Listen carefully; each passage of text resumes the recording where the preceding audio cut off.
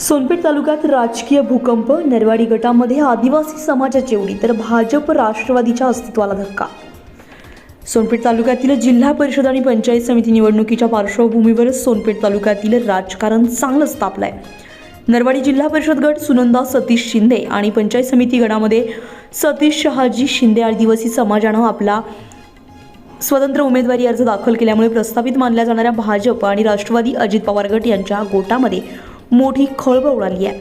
आदिवासी समाजाची ही आक्रमक भूमिका या निवडणुकीमध्ये गेम चेंजर ठरणार असल्याचं चित्र स्पष्ट होत आहे।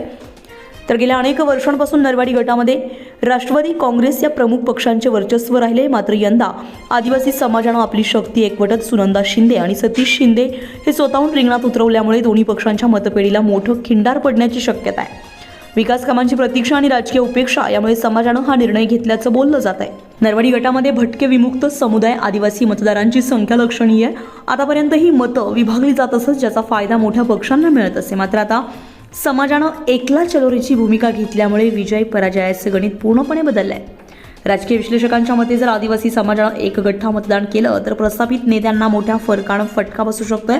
नरवाडी गटातील ही बंडाळी केवळ एका गटापुरती मर्यादित नसून त्याचे पडसाद आता संपूर्ण सोनपेठ तालुक्यात उमटण्याची शक्यता आहे। जनता न्यूज 24 साठी आमचे प्रतिनिधी आशिष दयानंद मुंढे, सोनपेठ।